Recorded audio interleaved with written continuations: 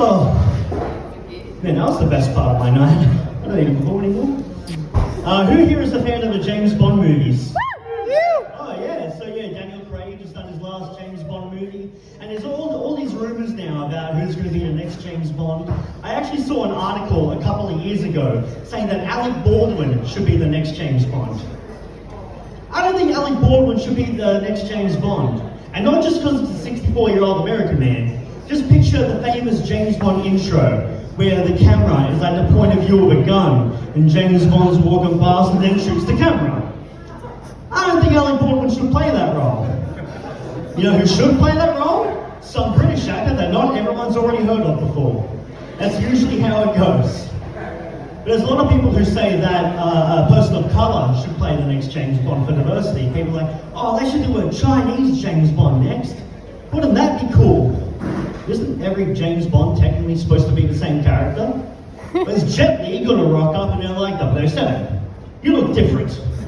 And Jet Li's going, I'm going undercover, stopwatch job.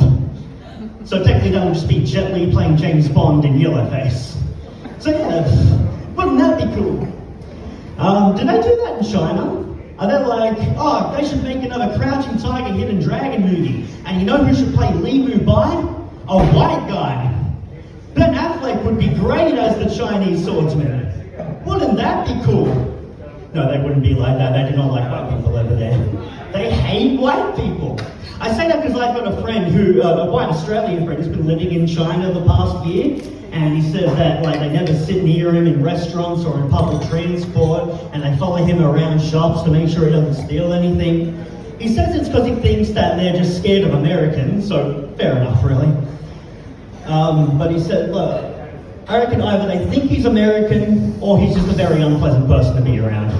Both are equally likely. So a lot of people would say that that's racism, they're being racist towards him. But a lot of people would argue, no, you can't be racist towards white people because they're not an oppressed minority. But he's in China now. He's in their domain. He's the small white minority that has to sit at the back of the bus and no one will sit next to him. And a lot of people would say, oh, it's reverse racism. It's called reverse racism. Wouldn't reverse racism just mean the opposite of racism? Oh yeah, they love him over there. He gets to sit at the front of the bus every time and they always want to sit next to him. They just let him steal shit from their shops. Reverse racism sounds great. Racism is such like a Western problem. So many other countries just like, oh, we're happily racist. We hate them, they hate us. It's a good system, really. I've been using the dating apps, Tinder and Bumble, for the last few months, and like so many women's bios will say, oh, you need to be 6 foot or taller to swipe right on me. I'll only match with you if you're 6 foot or taller. Now, I'm only a little guy, I'm only 5'7". Now, Bumble specifically asks me for my height, so my height, 5'7", is listed on Bumble. Tinder, my height is not listed at all. Guess which one I get more matches on? Yeah, I have a bit of a hard time on Bumble. I think that on Bumble, the woman has to message the man first. So I think they're like, you better fucking tell me his height. I am not even considering matching until you tell me his height. So I have a rough time on Bumble, but I think people in general have a worse time on Tinder. Because on Bumble, it has this page that says, if you're sad about not getting any matches on Bumble, here are some tips on how to make a better profile. Tinder says a similar thing, except it says, if you're sad about not having any matches on Tinder, here's the suicide hotline. Holy shit! Maybe that's the main difference we should say is between Tinder and Bumble.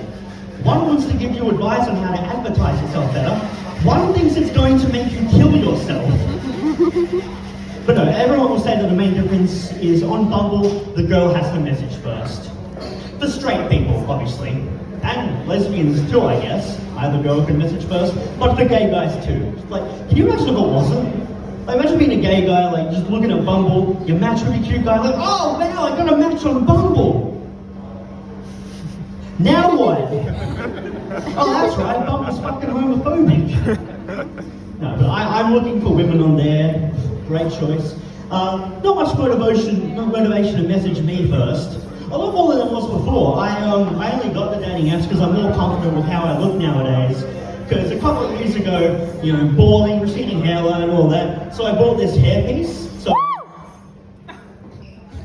you either love or hate them. Like, woo, you bought a hairpiece. Like, fucking hairpieces! No, I'm a lot more confident with how I look nowadays, but it makes me worried that I'm catfishing.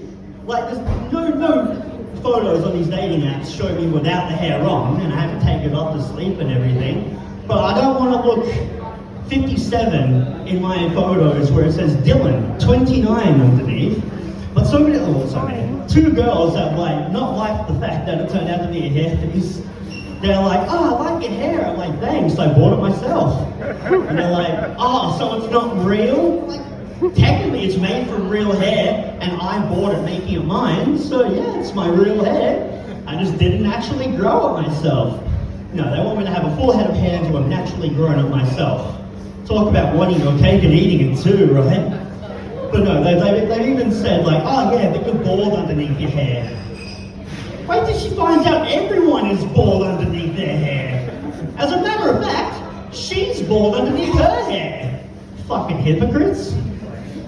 I'll give you back to Wayne now, you're welcome.